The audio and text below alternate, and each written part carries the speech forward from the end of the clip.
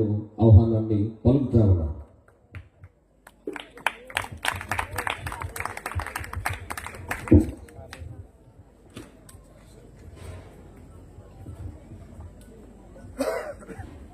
దేవుని దివ్య నామమునకు మహిమ కలుగును గాక. హల్లెలూయా.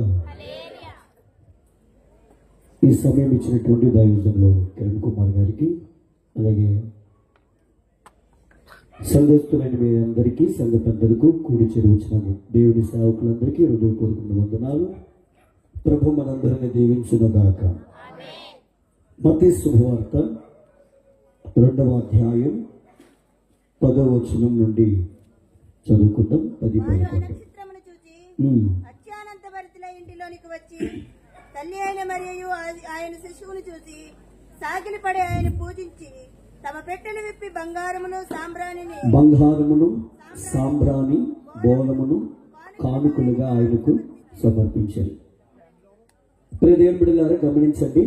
యేసు ప్రభుల వారు జన్మించినప్పుడు ఆయన యొద్దకు 3 కానుకలు తెచ్చిచ్చారు. 1 బంగారం, 2 సాంబ్రాణి, 3 బోళము. ఈ 3 కానుకలు కూడా 3 వాటికి సాదృశ్యంగా ఉన్నాయి. నేను క్లుప్తంగా గ్రీటింగ్స్ చెప్పి నేను ముగిస్తాను. బంగారము రాజరికానికి, రాజాతైన రాజుకు సాదృశ్యంగా ఉంది.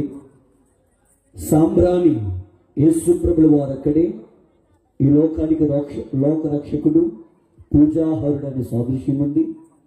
3వదిగా బోళము పునరుద్ధానమునకు, ఆయన మరణించి తిరిగి లెగిస్తాడు అనేటువంటి దానికి సాదృశ్యంగా ఉంది.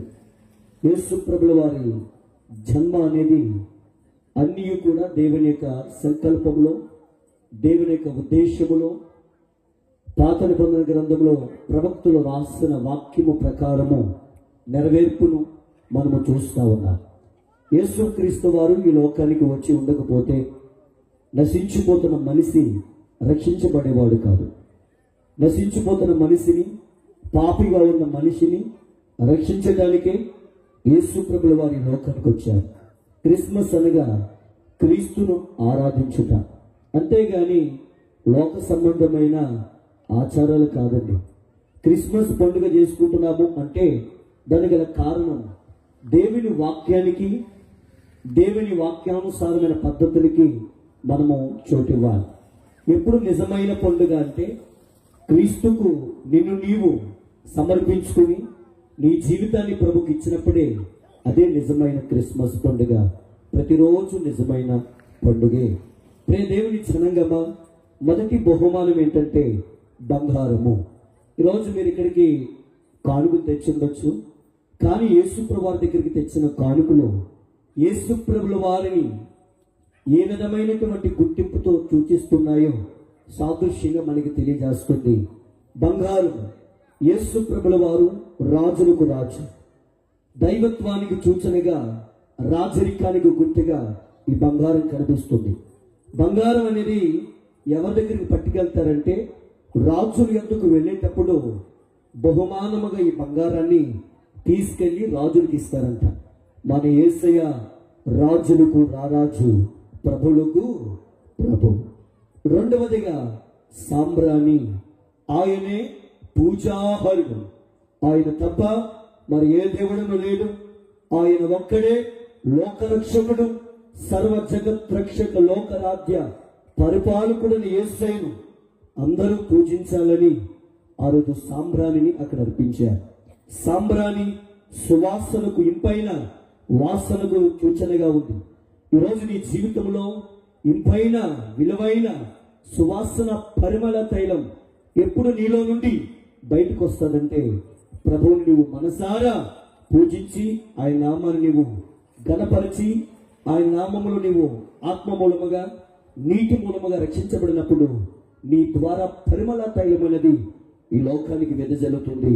యేసు ప్రభుల వారు లోకరక్షకుడు, ఆయనే పూజాహరుడు.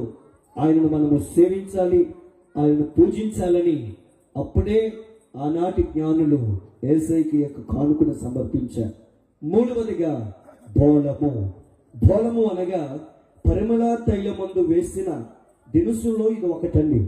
అరాబు దేశమునందు ఒక విధమైనటువంటి ముళ్ళ చెట్టు నుండి ఒక బంకమైనటువంటి ఒక ప్రేదేపడిలారా ఇది బోనం వస్తూ ఉంటది. బోనం పునరుద్ధానమునకు సాదృశ్యం, అనగా భద్రతకు గుర్తుగా ఉంది. యేసు ప్రభుల వారు ఈ లోకానికి వచ్చి మరణించి 3వ దినమున పునరుద్ధానుడిగా లెగిచాడు. మన పాప జీవితము నుండి చనిపోయిన మనల్ని ఆయన తిరిగి నీతిమంతుడిగా లెగిచినట్లుగా మనల్ని కూడా ఆయన నీతిమంతుడిగా లేపాడు. దేవుని నామమునికే మహిమ ఘనత ప్రభావములు కలుగునగాక. యేసు ప్రభుల వారు ఆయన మరణించి తిరిగి లెగిచి మనందరికి నూతన జన్మనిచ్చారు. ఈ 3 కానుకలు 3 రకాల సాదృశ్యాలు ఉన్నట్లుగా ఈరోజు కూడా మీ జీవితాల్లో మీరు అర్పించేటటువంటిది ఏంటంటే హృదయం అనే కానుక అర్పించండి. అక్కడ ఈ 3 కానుకలు అర్పించారు కదా. యేసు ప్రభుల వారు జన్మదినమయందు బంగారు సాంబ్రాణి బోనం అర్పించారు. మీరు ఇప్పుడు ఈ రాత్రి వేళ ఏమి దేవునికి సమర్పించాలంటే హృదయం అనే కానుక. హృదయ శుద్ధి గలవారు ధన్యులు, వారిని దేవుడు ఆశీర్వదిస్తారు, వారు దేవుణ్ణి చూస్తారు. ఈరోజు మీరందరూ దేవుని చేత ఆశీర్వదించబడాలంటే, దేవుని మీరు కళ్ళారా అనుభవించాలంటే హృదయం అనే కానుక ప్రభువుకి ఇచ్చుదురుగాక. ఆమేన్.